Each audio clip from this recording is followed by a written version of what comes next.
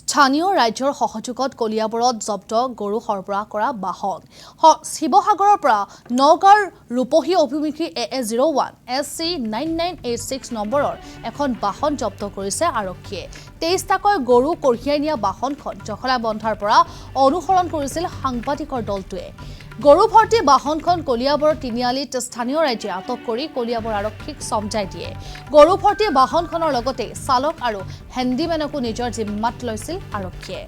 আমি জনাইছো পুনৰবাৰ যে স্থানীয় ৰাজ্যৰ সহযোগত এবাৰ কলিয়াবৰত জব্দ হৈছে গৰু সৰবৰাহ কৰা এখন বাহন শিৱসাগৰৰ পৰা নগাঁৱৰ ৰূপহী অভিমুখী AS01 SC9986 এই নম্বৰৰ এখন বাহন ইতিমধ্যে জব্দ কৰিছে আৰক্ষীয়ে 23টাকৈ গৰু কঢ়িয়াই নিয়া বাহনখন জখলাবন্ধাৰ পৰা অনুসৰণ কৰি আহিছিল সাংবাদিকৰ এটা দলে আৰু গৰু ভৰ্তি বাহনখন কলিয়াবৰ তিনিআলিত স্থানীয় ৰাজ্যে আটক কৰি ইতিমধ্যে কলিয়াবৰ আৰক্ষীক সমজাই দিয়ে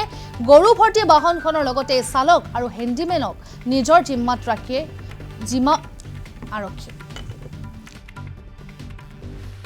এইটো আপোনাৰ ৰিপৰ্টাৰ খেদি অনা হৈছে ৰাজ্যৰ সৌজত গৰু গাড়ীখন ধৰা হৈছে আপোনাৰ ছেকেণ্ড কথা আপোনাৰ থানা কেইবাখনো পাৰ হৈ আহিছে কেনেকৈ পাৰ হৈ আহিছে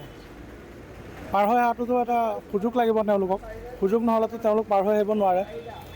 এতিয়া গৰু চোৰটো কলিয়াবৰত হৈয়ে আছে আমাৰ গৰু আপোনাৰ চোৰৰ হেৰিয়াৰ কাৰণে গৰু বেছি দিবলগীয়া হৈছে ঘৰত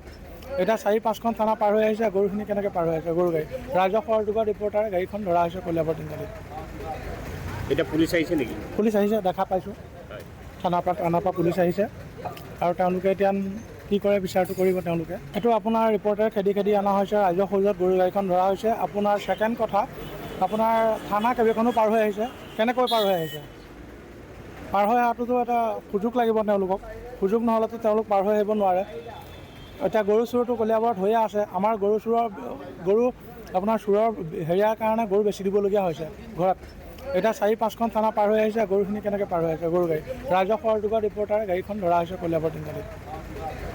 এতিয়া পুলিচ আহিছে নেকি পুলিচ আহিছে দেখা পাইছোঁ থানাৰ পৰা পুলিচ আহিছে আৰু তেওঁলোকে এতিয়া